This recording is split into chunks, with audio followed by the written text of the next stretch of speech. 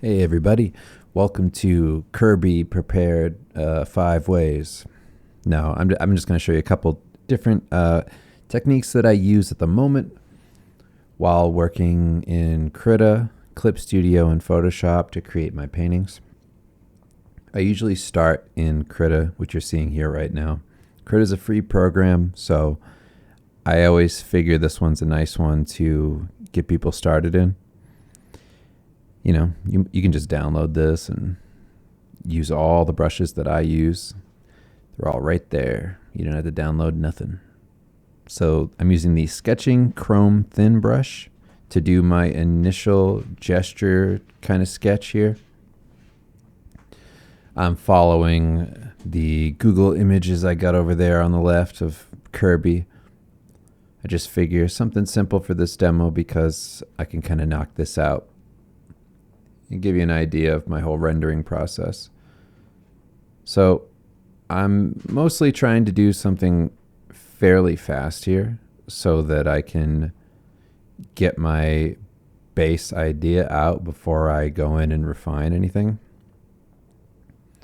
So usually I do something like this, just like a loose sketch. If I'm doing a much larger composition that isn't a single character or a broader scene, I'll thumbnail out a bunch of them on a big piece of paper. I'll do like a bunch of things like a Bristol pad or my sketchbook or something along those lines. But for now, I'm just going to show you how I work on single characters and things that I kind of already have figured out. But if I did do a thumbnail in a sketchbook, I'd go over it like you just saw and just kind of get my overall gesture down. I'd just, refine the lines a little bit, and then I would move on to this step anyway. But here I am going over it again with the same chrome thin brush. I didn't need to do this necessarily for this Kirby, but this is just to give you an idea of what I might do if I were working on a different character.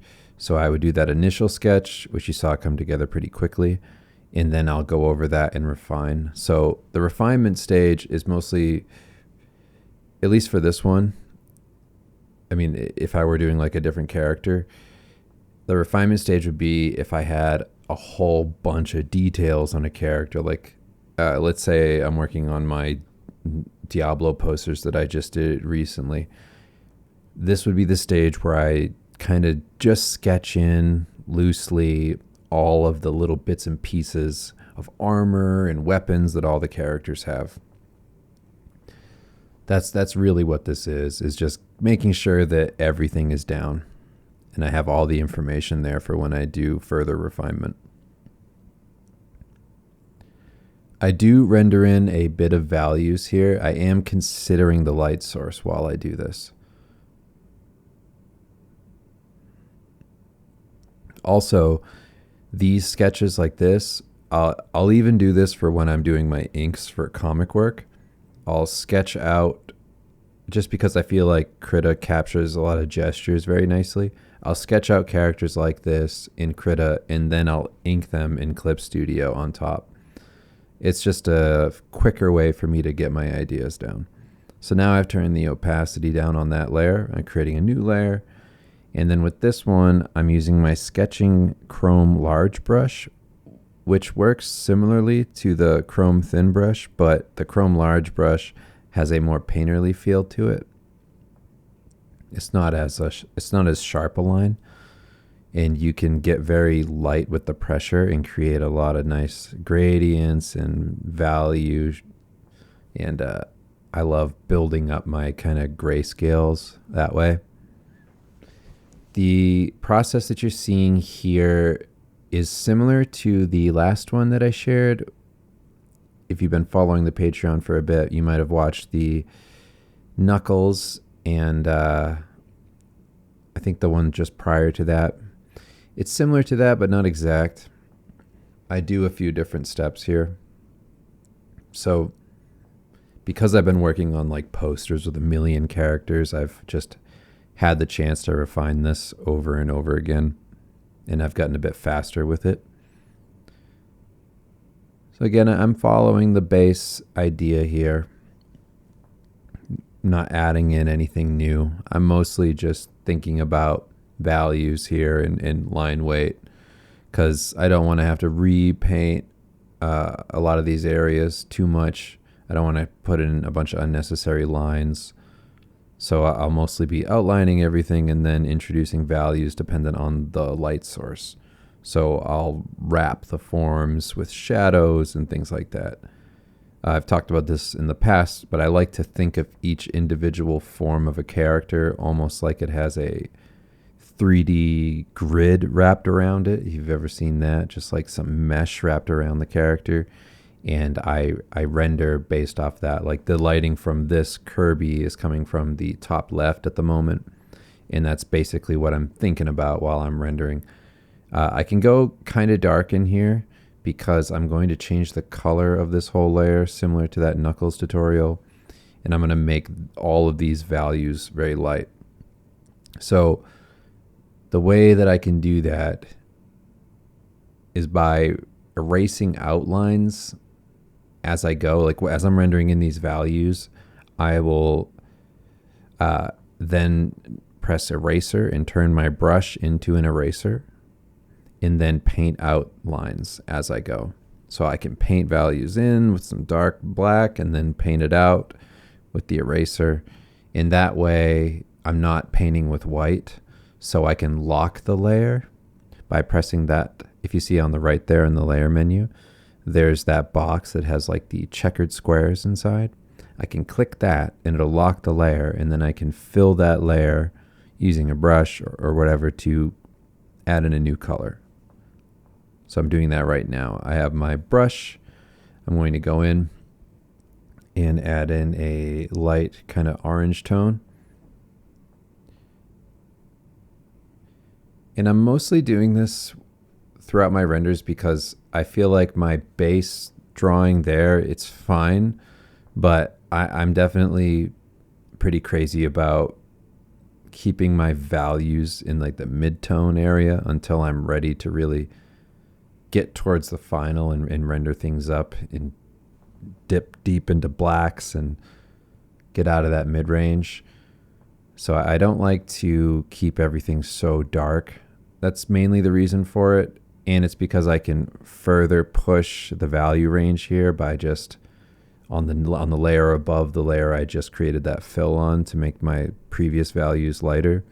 I have a new layer on top that's now just a slightly darker tone that I'm painting in and just rendering in the darker areas. So a lot of the layer below with the lighter values I'll leave like that. I won't paint over the whole thing so that I have a nice value range.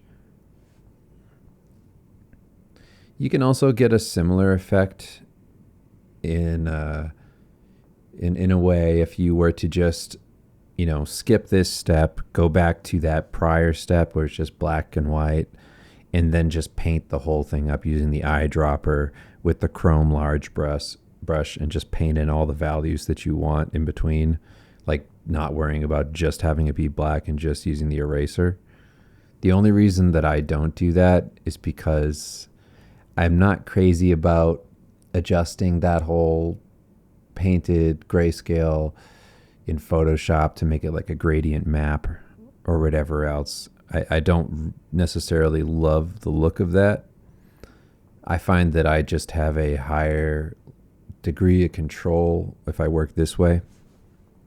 So that's the reason that I don't straight up render in grayscale there and instead go into doing this kind of color render that's still pretty monotone.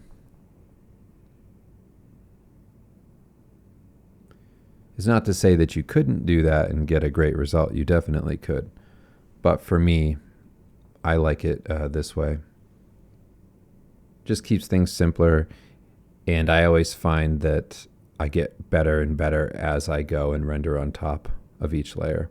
So again, another layer of refinement. So I'm adding in a darker value again in the eyes there. And I'll just work up that value range as I go. So I'm getting deeper and deeper into those darker tones without it having been like all over the place with black lines and things outlining Kirby. because that's not how he looks, right? Or they look. I don't know what Kirby is.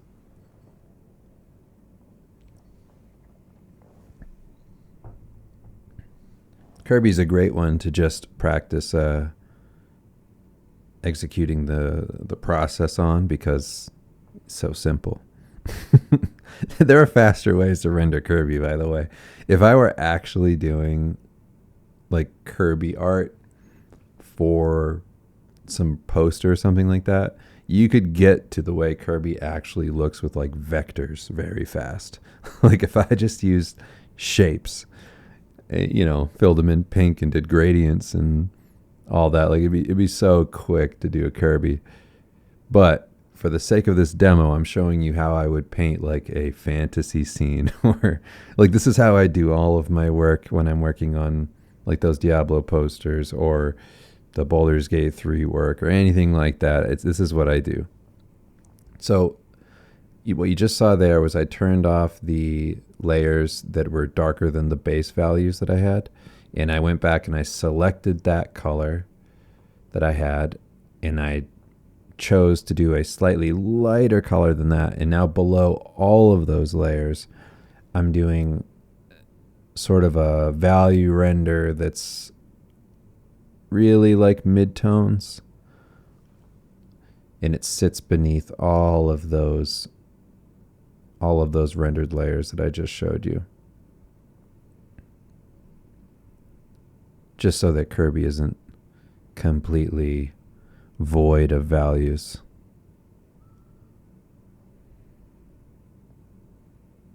I don't know why I like working this way so much. I do feel it just suits like how I think, but it's very comfortable. I really enjoy it.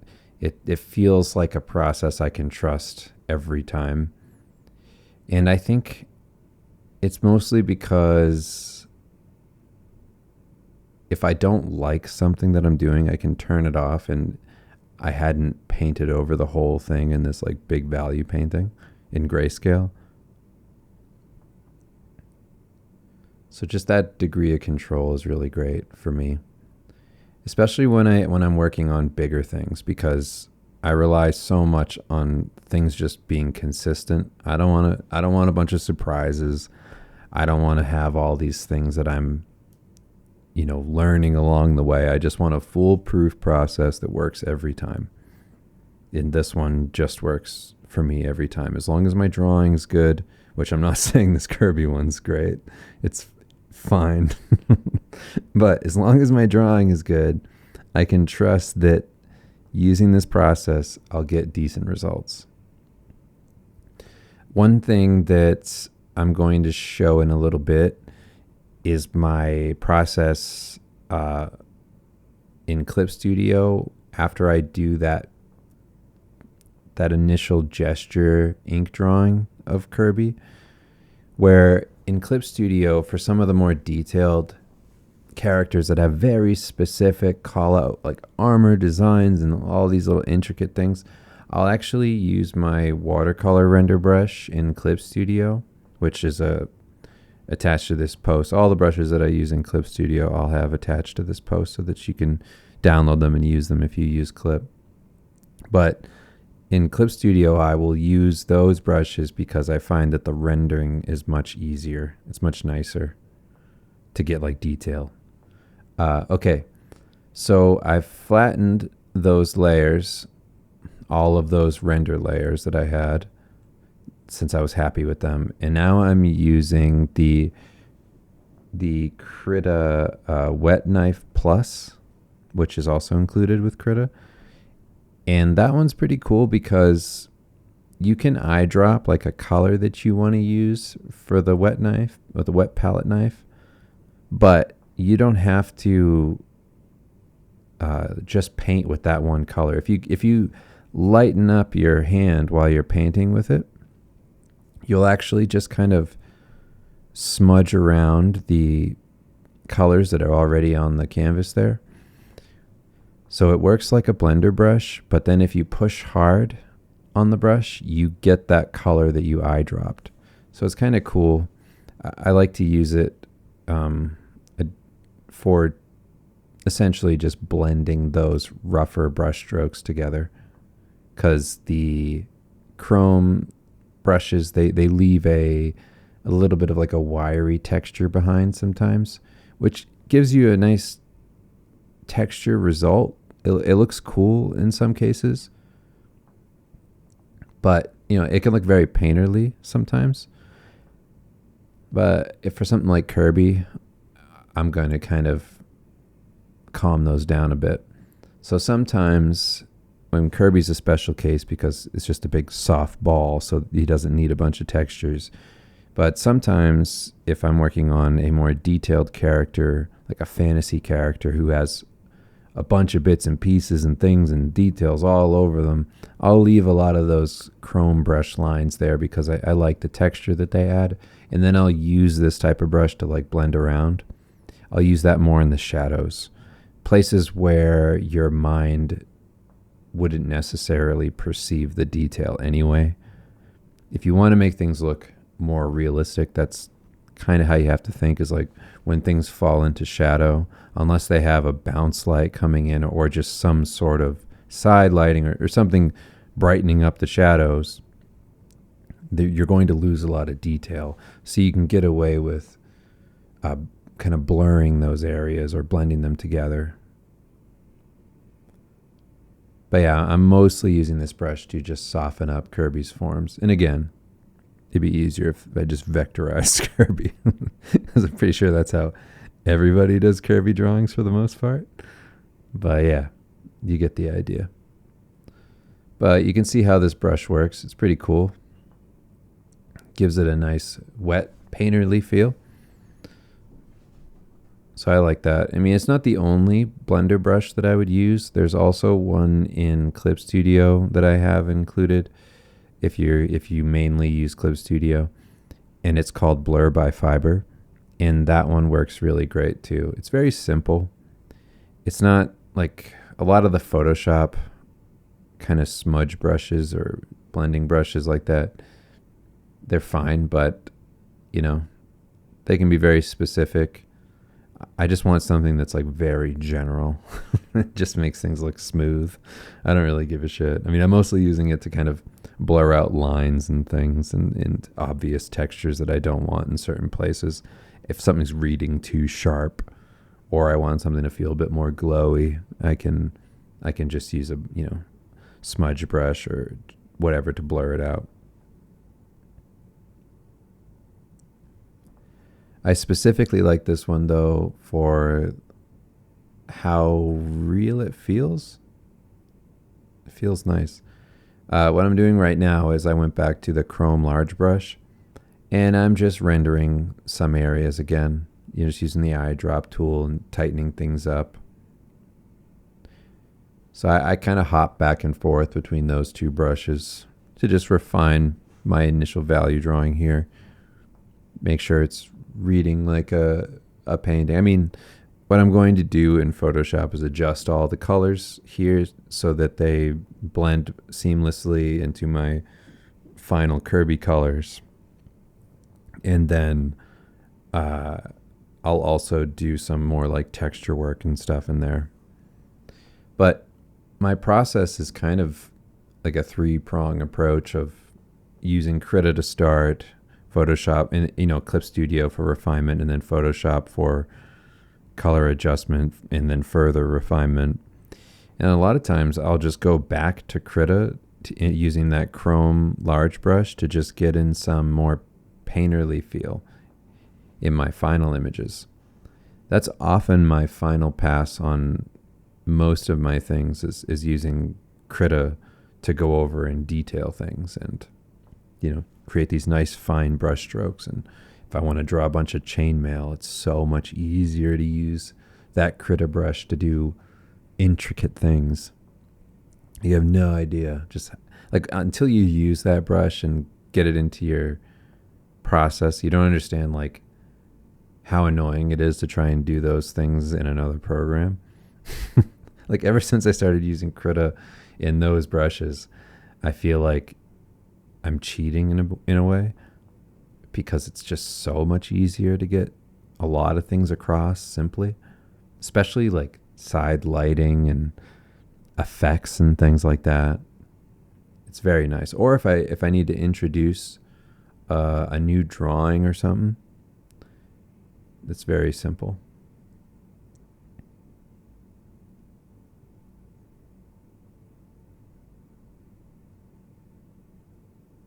So yeah, I'm still just selecting around and painting with that wet knife plus brush.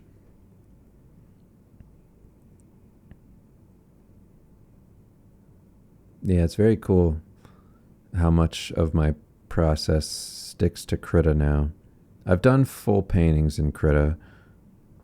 One of the ones that sticks out is the Venom. I have this one Venom cover that I did where it's kind of Venom's face dead on, gnarly tongue, and like mostly in black, but with like red webs behind him. I can't remember the issue name of that one, but that one is almost entirely Krita. And I really like that process. But I was in that one kind of feeling my way through the dark, because I went through a whole phase where I was trying to figure out how to become less literal in my paintings, because every time I worked in Clip Studio, all my lines were kind of rigid. It wasn't, the results weren't terrible. I felt like I was able to get decent results, but yeah, definitely suffered a little bit.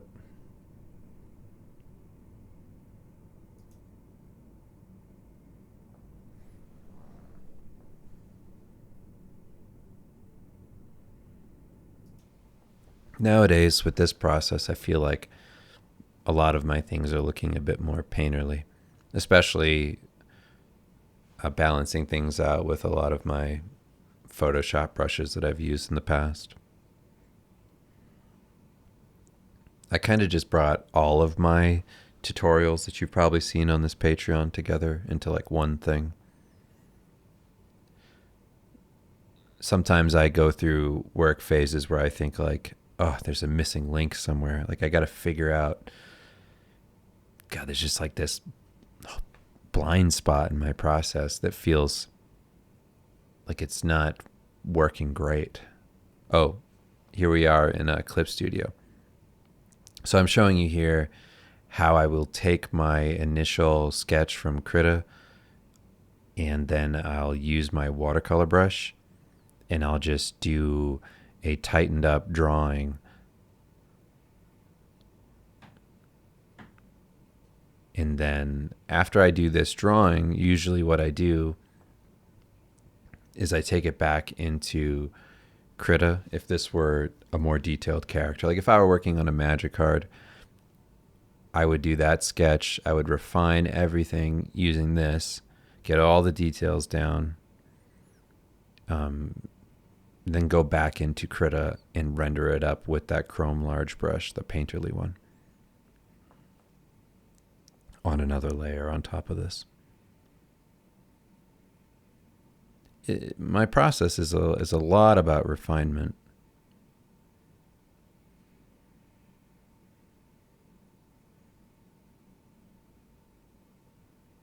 So yeah, you can see that basic result. That's what I'll do. And in the same way, that's how I'll do my inking things. Some version of that Krita sketch, and then on top of that, some version of an inking brush. But yeah, that's the idea. Pretty simple. So there's my Kirby. And I'm going to show you another version of that blender thing. So if I didn't use that wet palette knife, this is me using the Blur by Fiber brush in Clip Studio, which works, it works just as well. The only thing that's different about this Blur by Fiber brush is it only uses the colors that are already present on the canvas. So that wet knife one in Krita, that one will introduce new colors. But this one, like you can paint with the wet knife, With this one, you're just blurring what you already see. So I just wanted to show you that that's an option. And it's a very simple one. I like the blur by fiber. I used it a lot. I used it primarily for my Street Fighter X Power Rangers art that I did for Hasbro. I did a few boxes for the Hasbro Pulse line of figures that were released. It's like these high-end Power Rangers Street Fighter figures. I used the blur by fiber brush a lot during that process. So now I'm creating a new layer, and I'm going to be using my watercolor brush set to 42% opacity, and I'm just going to use the eyedropper on my Kirby and just kind of refine edges and things and blend some stuff together. I really like this brush because I do feel like it has a nice blend to it. It does work similar to like a watercolor painting.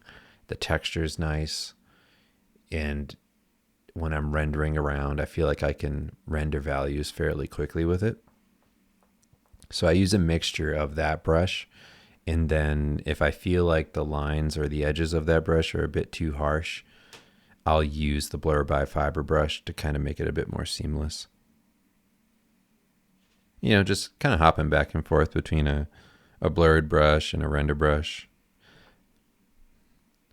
I'm not reinventing the wheel or anything by doing that.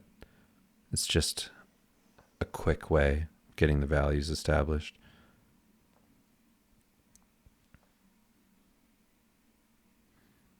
Eventually, I'm going to make that foot not just look like an egg floating there. But the problem is, if you can see that Kirby on the left, not the top left, not the one with the human feet, but the one right below that, they kind of rendered it weird where Kirby doesn't have a bottom of the foot. It just kind of reads like an egg floating in front of Kirby. So I do address that here. I'm just not sure when. You can see I did like a bit of a cast shadow from Kirby's foot there using the watercolor brush. Using the blur by fiber brush to make sure those edges read all right. Yeah, it's a lot of fun working this way. I really enjoy it. Every time that I'm working on a painting and I'm at these stages where I'm just getting in the weeds and drawing and drawing and drawing, and even like, you know, this watercolor brush, it doesn't even really feel like it does feel like I'm painting, but it feels more like I'm kind of carving or drawing rather than painting. Like with this brush, I never have happy accidents. It feels like everything is very happily purposeful. Like it's just exactly what I want it to do is what it does. It's very easy to control. A lot of Photoshop brushes, you know, there's good ones, good like textural ones and ones that you can draw with, but you know, I've talked about this a bunch. None of them really touch Clip Studio's level of control or Krita's level of control. Just the conciseness of your brush strokes and how things taper and all. Which is good and bad. You know, sometimes you want there to be things that are out of your control or things that are implied, which is great, you know. A lot of Photoshop brushes are great for that. But for me, for the most part, when I'm, again, working on giant paintings that have a ton of characters, I'm not really looking for accidents. I need everything to just work in a certain amount of time because, you know, how do you paint a painting that has 37 characters in less than a month? It's very difficult.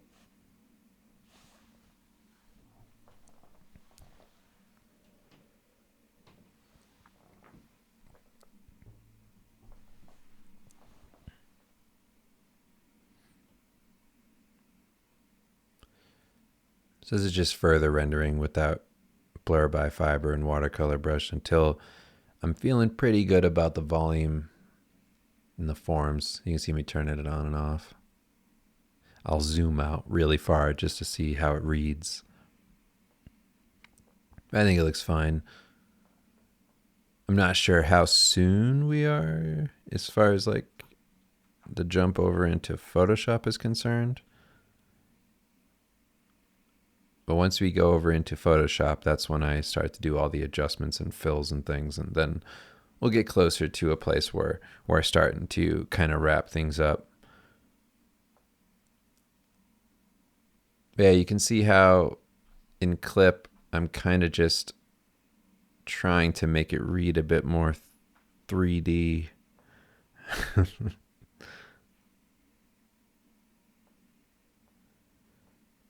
And it's so much fun to render in Clip Studio.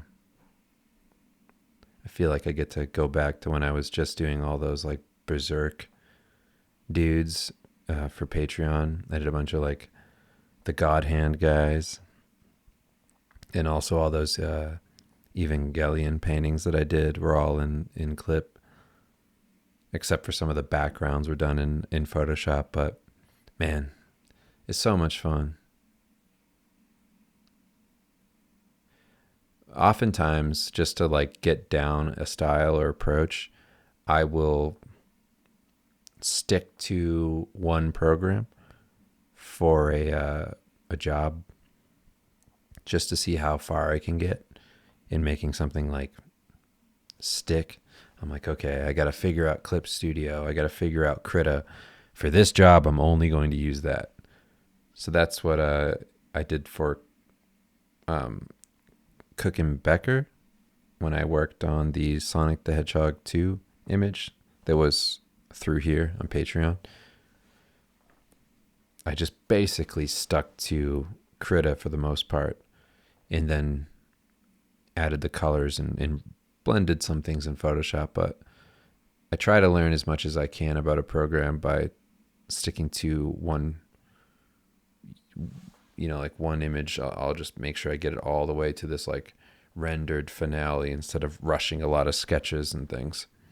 Because I don't feel like I figure it out until I've committed to doing a large project. Because then I inevitably run up against walls and I have to solve problems as I go, which is where you start to kind of look around and be like, okay, what tools do I have? This is what I sketch with, but what can I use to create something final? That's always very fun.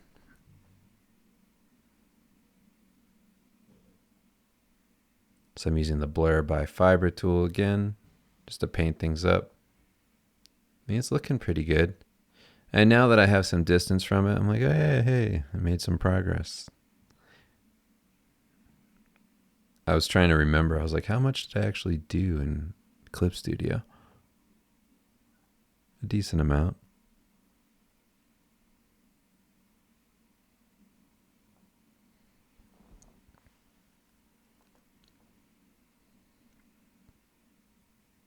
I don't know if by the end of this one I add music to this, but I probably shouldn't. I'll let you guys listen to music that you want to listen to.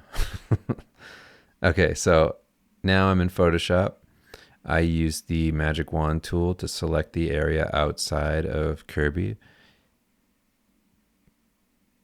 I mean, this is the thing that I do with even images with full backgrounds and like a million characters. I isolate each individual aspect of the illustration for the most part, and then I render like this separately, because a lot of times those images are so big that the file size can't really handle me working on very detailed paintings, all at once. So I kind of have to take chunks of the characters away from the main image, and sometimes I'll upscale them. So I'll separate a chunk of the painting with a handful of characters, and then I'll write down what the dimensions of that original chunk is, and then I'll upscale it, and I'll do this whole process where I paint in grayscale. And then after I do the colors, I'll bring it back into the original file so that I don't have like a billion layers. That's one thing that's very difficult about doing large scale images with lots of detail, is you have to keep things relatively separated. Otherwise the computer just chugs and you don't get to like speed through an image as much. Like a lot of what I do is just try to be as efficient as possible. Oh, by the way, I just invert my selection so that I'm selecting the interior of Kirby. And then I did a select, modify, contract by 2 pixels, because there's always a little bit of wiggle room there on the selection where I feel like I get a lot of white from the canvas selected. And then I go to select, modify, and feather by 1 pixel just to blur the edge a little bit. And then I fill a layer beneath this layer with white. And then I right click on the Kirby value layer and I turn that into a clipping mask. And then I'll create a selective color adjustment layer that's clipping masked above that Kirby as well. So now I'm adjusting above Kirby and above that white fill layer. So that way I can adjust all the values, including the white below, because my value layer, it probably had some like transparent areas because I was doing things in, like I was rendering each value in Krita on different layers and erasing. So that's generally why I do that, just so that it becomes one like solid chunk rather than it having a bunch of transparent spots. So now I'm just using the selective colors to adjust Kirby to make the colors kind of blend in with the final image. It's something I do with everything. And I'll adjust the colors, according to whatever I'm actually painting.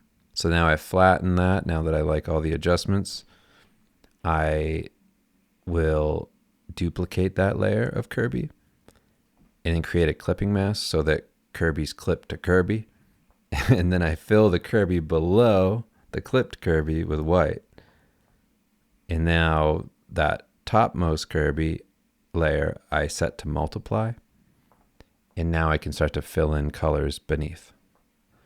So you can see how that works because my values didn't dip so hard into black. When it's set to multiply now, you can just see how like those brush strokes affect it, but the black and all those colors are not so aggressive that they dominate everything.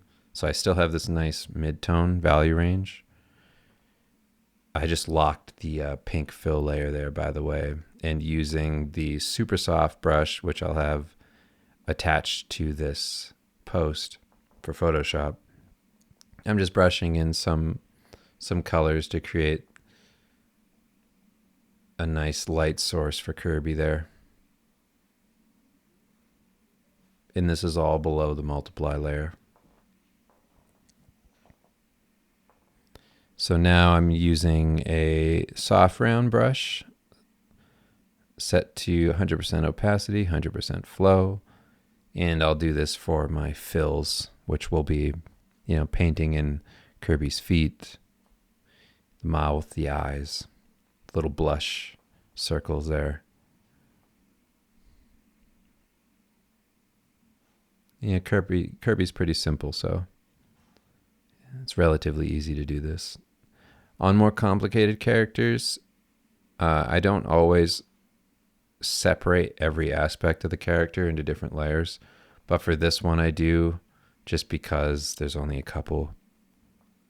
So you can see like the pink fill layers on one layer below the Kirby multiply value layer, and then I'll create another layer that's clipped to that, which is the shoes, and then below the shoes I'll create another layer for like the eyes and the mouth. And then I usually lock those layers and then paint within them just to get, color variation, work in shadows and all that. If this were a more complex character, I would also, as I don't think I do it in this video, but if this were a more complex character, I would create soft light layers to create different like bloom light effects or gradient like shadows, or just introduce other tones, or if I have textures that are going to be like rust and things like I'll do a lot of that sort of stuff. And then I'll also unify colors that way. So I'll do all of my fill colors, and then I'll create a soft light layer above those, and then that'll be where I basically like paint in light sources and things so that the colors don't feel like a bunch of separated layers like they are here. You know, it just kind of brings them together a bit more. So some like soft light, or maybe even some overlays, and then a multiply layer for a nice shadow. And all my multiply kind of shadow layers are always very light colors based on whatever my secondary light source color is, generally speaking. So if the sun's hitting this character and the sky is blue, my shadow will generally be some kind of dull gray blue.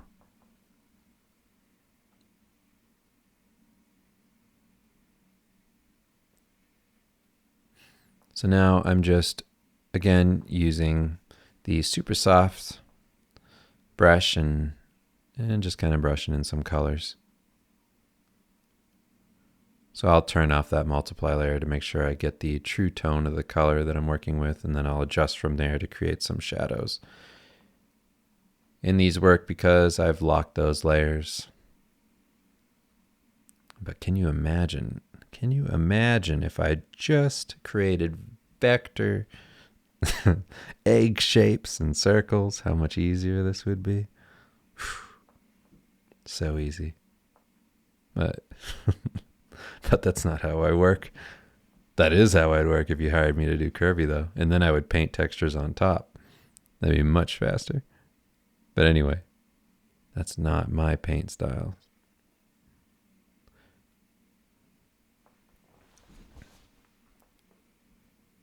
I hope you can get an idea of what I'm doing here, locking the layers and painting in the shadows and highlights and things that go on each color.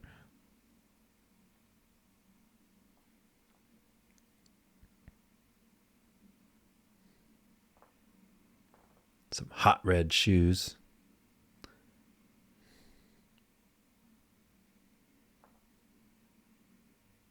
I like the super soft brush because it has a very nice blend to it.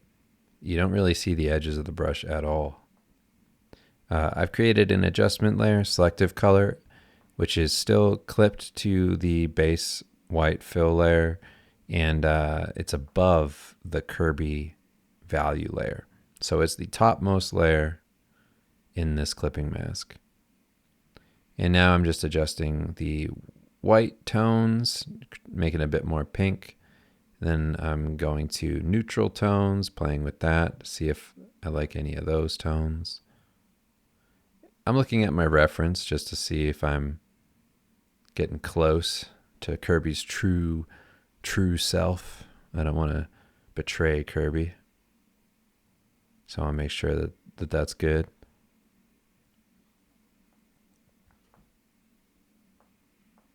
I'm not trying to do a Kirby study here or anything, but it's looking better. And if you're new to the Patreon, I flip the canvas back and forth a lot because I want to get fresh eyes on what I'm doing. It helps to see the image new. Sometimes if you stare at the same thing for too long, you lose sight of it. So it's nice to be able to flip the canvas horizontally so that you can see it again and go, ooh, I missed that over there. I can fix it now.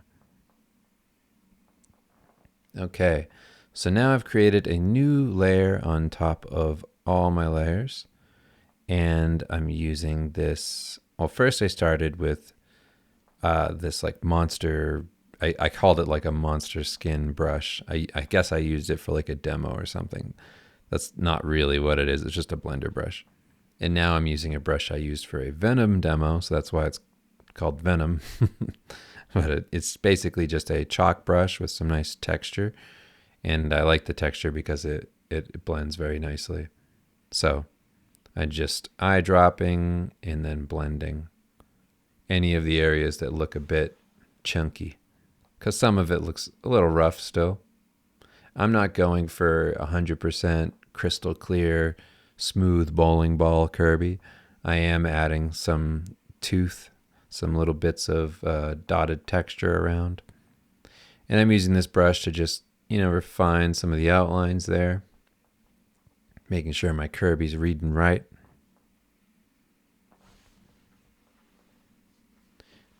And this isn't the final stop throughout this process. Our final stop will be, actually, I'm not sure. I think we do Krita then Photoshop, but yeah, just refinement. And I think I introduce a much darker tone here for the eyes.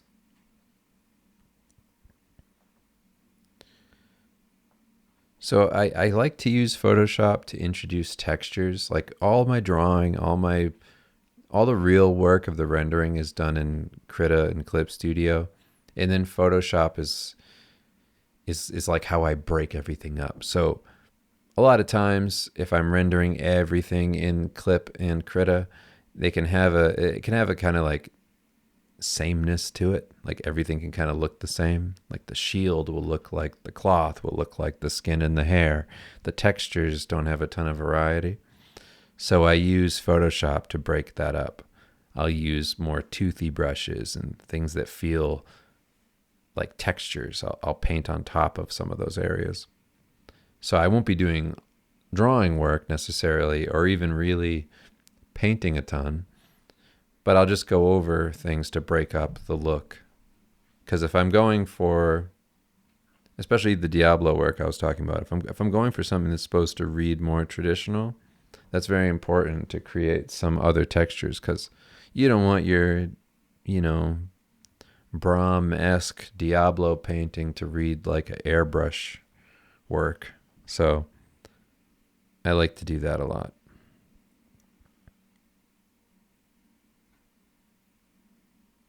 So that's mostly what I'm doing here, is a version of that. But I do it with a bunch of different brushes too, depending on what I'm, like if this were going to be like a Renaissance painting of Kirby, I would have used a different brush to texture on top, which maybe I should have done. Maybe I should have done a Renaissance Kirby.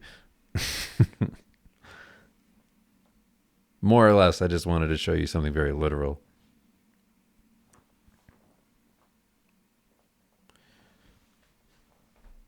Well, we're getting pretty far along. I wonder when I jump over to Krita, because I don't even see my brush moving.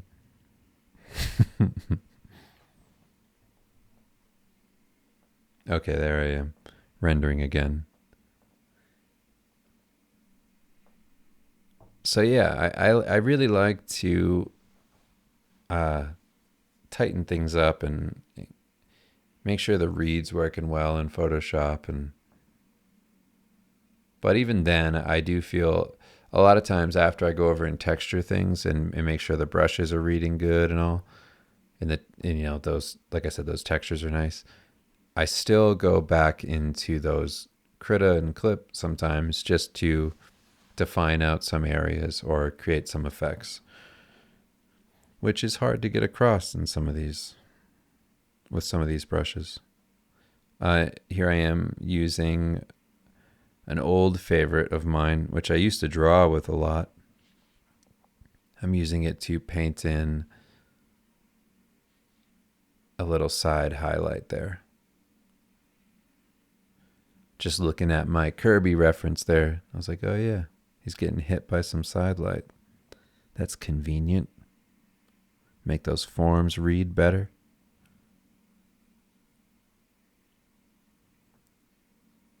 A lot of times, if your images are feeling a bit unfinished, especially at this stage where you're adding color and painting things around, sometimes you just need to introduce some contrast.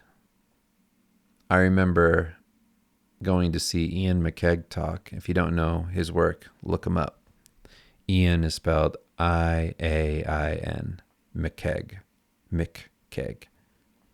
So he has a ton of great work in his portfolio, but I saw him give a demo once, and his general rule of thumb was if something feels like it's not really working, chances are it's a lack of contrast. And I always keep that in the back of my mind because I can be in the midst of a painting like hours and hours in, and I'd be like, oh, this looks like shit. What is it about it that looks like shit? And then I would say like 8 times out of 10, it's the contrast. I'm not going to go full 9 times out of 10. That's ridiculous. Sometimes it's the color. Sometimes it's just a shitty drawing.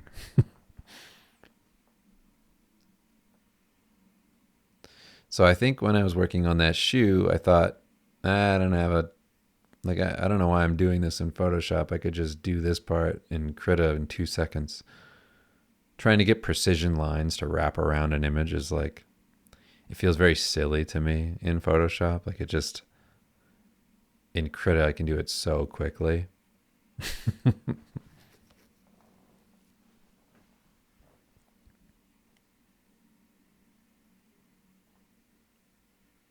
Sometimes when I watch people's process, I think like a lot of times I'll be watching somebody work in Procreate, and I'll see them doing something that takes them like hours, and I just want to reach into the screen and grab them and just go, hey, you could do that in about 2 seconds in Krita with the stupid chrome brush. You could just get those spot highlights, and oh, it's so easy. Like I got a shortcut for you. Promise. There's a thing that I do a lot. I flatten down a lot of my painting because stuff like selective color, color balance and all that, all the special things that you can do in Photoshop, they don't translate over to Krita. So if I need to do like a final pass on a painting like this, I usually flatten my painting. I create a new layer in Krita. I'll just rename the file, be like, Kirby paint over. That's what I'll call it. And then I'll just put it into Krita, have a new layer, and then just paint on top of it. And then I take this new layer after I'm done in Krita, and I just copy paste it onto the topmost, layer of my master file. And then that's it. So here I am using the Chrome Large Brush to get painterly effects to render out some lighting on Kirby. It's very simple. You see how quick I did that? And it conformed to his body and all. It's easy. Easy.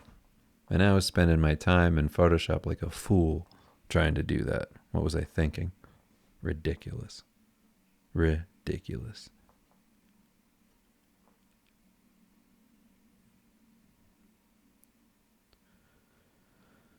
Yeah, just adding in some highlights again there.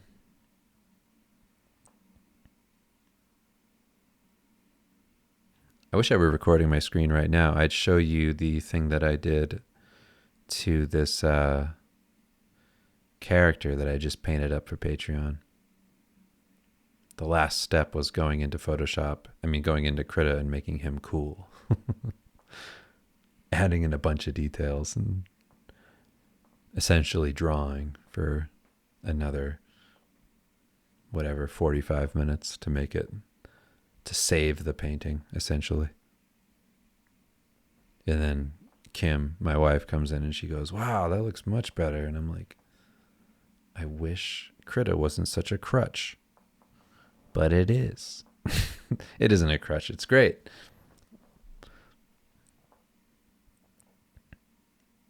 I can't believe it's free, honestly.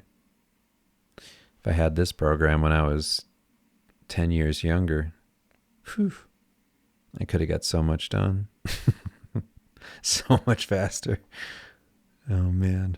think of the struggles that I had in Photoshop and trying to use Procreate and all these different Clip Studio and all this shit, where I was just kind of, I felt like somebody had my hands tied down. I feel like I think I mean, I've talked about this. I think I definitely have like ADHD a bit, or at least I have some version of like OCD. But I always have this feeling like the programs could be doing things better because I want them to work as fast as I feel like my mind is working on the painting. Because if I'm just drawing with a pencil, I feel like there's no disconnect. But in the programs, I always feel like there's a disconnect. And whenever I can find something that feels like that missing piece to connect me a little closer to the work I'm actually doing in the computer, it's an aha moment. And that's what this brush is. It's moving at the speed that I want it to move. It's so satisfying.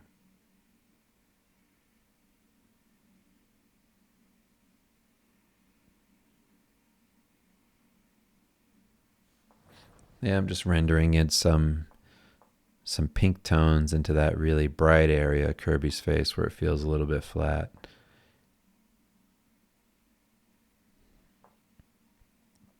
Really just tightening up Kirby.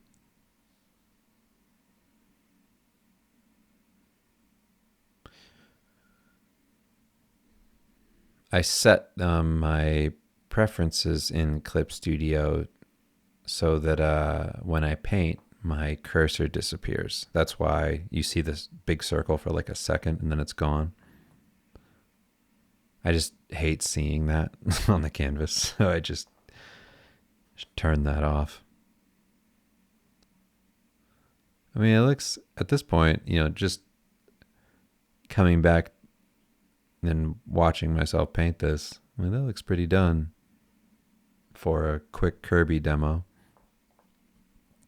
But I guess I'm not done. uh, am I doing the highlight or the? Okay, so I saw that other Kirby in the search over there, the one with the that like maroon outline. So I just thought it'd be fun to see if I could use that to any effect.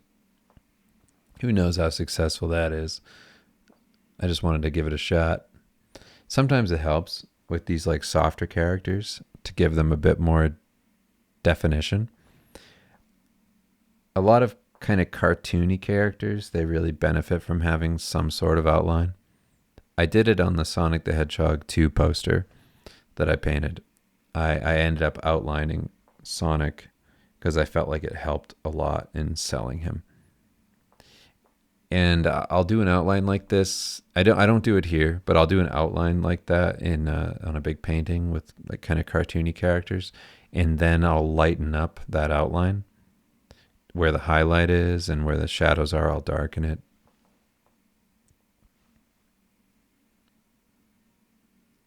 Crit is actually great for doing outlines because that brush specifically, that those chrome brushes, they have this strange magnetic effect where the brush will like interconnect with itself. So if you're doing an outline, it'll match the line up perfectly once you get to the other side of it. It's pretty cool. If that makes any sense to you. I feel like even saying that, I was like, I don't even know if I understand what that means. But if you like draw a circle using this brush, it will almost like automatically connect to the other end of the circle once you bring your brush close enough.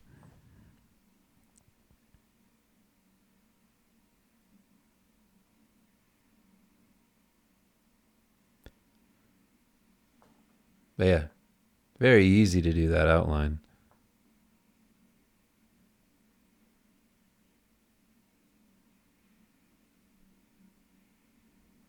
Now Kirby is a sticker.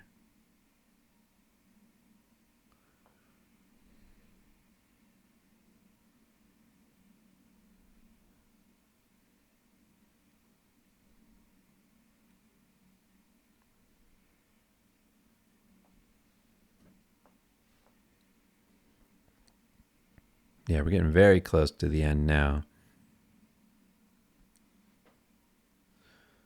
This is really the last thing I wanted to do. It's funny when I see these characters rendered up this way. It reminds me of that new Super Mario RPG remake. I've been playing that. It's great. But I like the weird rendering style with like these super kind of like what would you call them? Very primary colors. It's cool. It has a nice style that like I haven't seen a bunch. I feel like everybody's color choices now are a lot more gentle. And it's nice to see that harshness in Super Mario RPG. I really liked it, actually. It stuck out to me as like a really cool style choice. I know it's just how the game looked on the Super Nintendo because, you know, that's when I first saw it. But yeah, it looked really neat.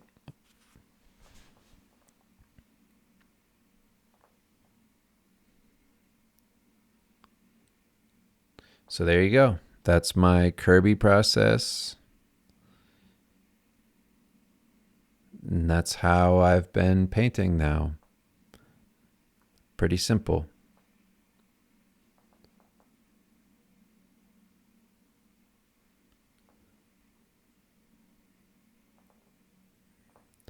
And this video was in real time. So unfortunately, I guess this Kirby took me around, well, like an hour, 2 hours? Is that what it took me? Have I been talking for 2 hours? No way. Sorry, there's no way. But I'm looking at my like DaVinci Resolve timeline here. I'm like 154. I'm almost at 2. Holy shit. Didn't feel like it took me that long to do this. I guess time flies when you're sitting silently in a room talking. Hey, you saw a clip of my character that I was doing for Patreon. You showed up for a split second there.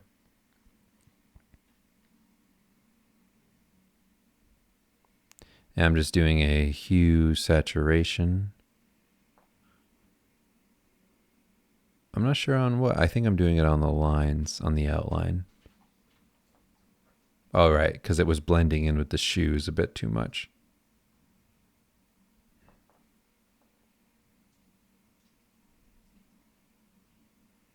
Then I'm going to do another color balance to Kirby to see if I can't do anything to make Kirby read a bit more like Kirby.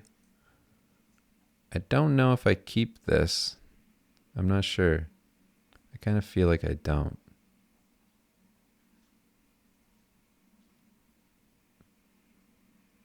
I think I use a vibrance layer. See if I can make that look good.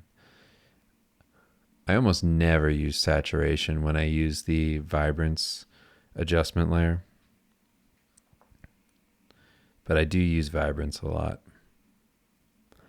Mostly because when you're staring at a painting for a really long time, you tend to you tend to mess up the values a bit, or like you don't think about them too much. But by the way, my voice recording is probably going to end before the video, and I don't want it to go away. So thank you so much for supporting the Patreon. Thanks for watching this. I hope this was helpful. And yeah, let me know if you use this process. I'm going to let the rest of the video play out, but everything's already happened. So yeah, talk to you all later.